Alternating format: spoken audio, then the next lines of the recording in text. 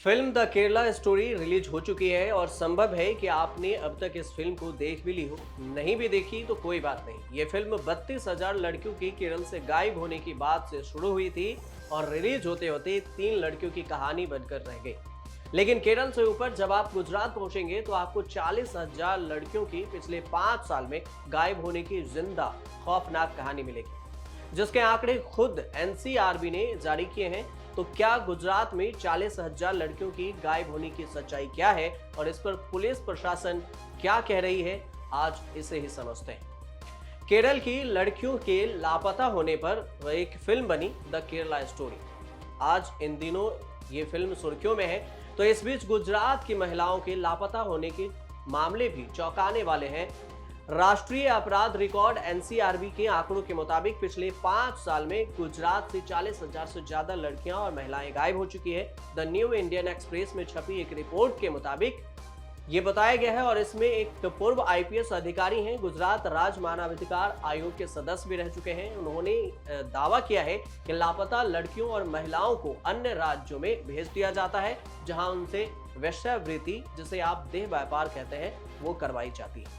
गुजरात राज्य मानवाधिकार आयोग के सदस्य और पूर्व आईपीएस सुधीर सिन्हा का कहना है, मैंने गुमशुदगी के कई मामलों में देखा है कि कई बार लड़कियां और महिलाएं दूसरे राज्यों में भेज दिए जाते हैं, जहां उनसे जबरन वेश्यावृत्ति कराई जाती है। पुलिस तंत्र की समस्या यह है कि गुमशुदगी की शिकायतों को गंभीरता से नहीं लेते हैं, जबकि ये मामले हत्या के मामलों से बहुत ज्यादा है। ये सुधीर सिन्हा, जो पूर्व आईपीएस के सदस्य हैं और गुजरात राज्य मानवाधिकार आयोग के सदस्य भी रह चुके हैं, उनका ये बयान है।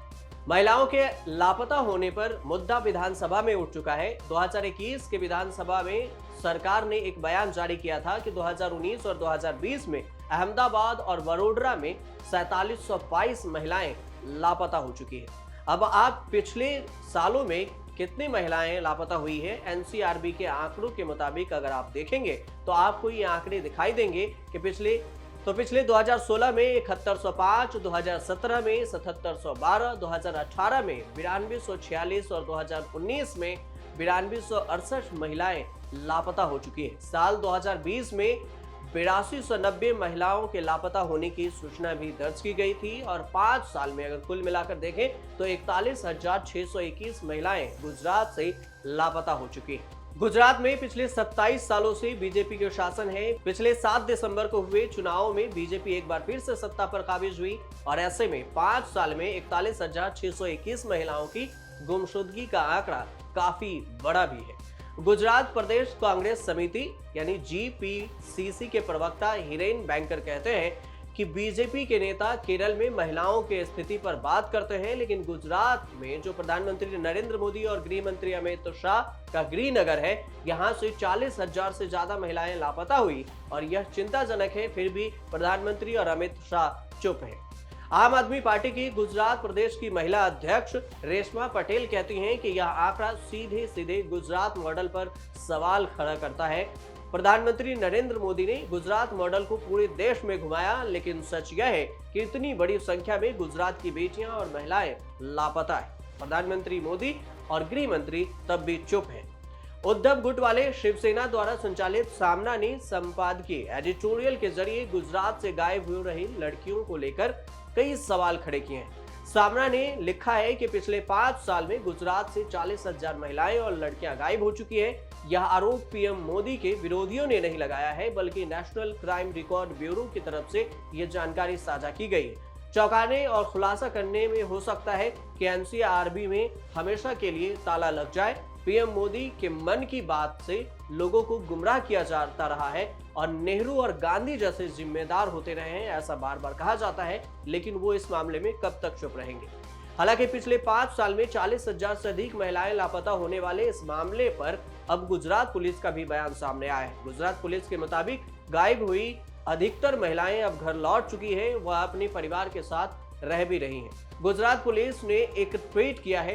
राष्ट्रीय अपराध रिकॉर्ड ब्यूरो एनसीआरबी के डेटा स्रोतों का हवाला देते हुए गुजरात पुलिस ने ट्वीट किया है और उन्होंने लिखा है कि गुजरात में 5 साल में 40,000 महिलाएं गायब हो चुकी है। ये रिपोर्ट छपी है। पुलिस ने इसकी जांच की है।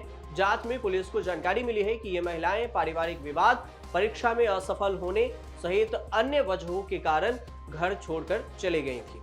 गुमशुदगी के मामलों की जांच में यौन शोषण, मानव अंगों की तस्करी का पता नहीं चला है। गुजरात पुलिस के अनुसार स्थानीय पुलिस सुप्रीम कोर्ट के दिशा निर्देशों के अनुसार जो भी व्यक्ति लापता हो जाता है उसकी जांच करती है। फिर इस डेटा को संबंधित वेबसाइट में फीड किया जाता है, यानी उसे इंजस्ट कर दिया जाता है, दर्ज कर दिया जाता है। हाल के दिनों में देश के अलग अलग राज्यों में महिलाओं के ऊपर अपराध में बढ़ोतरी देखी गई है। दिल्ली में महिलाओं के साथ भी रेप, हत्याएं की घटना दिन दहाड़े होती रही हैं।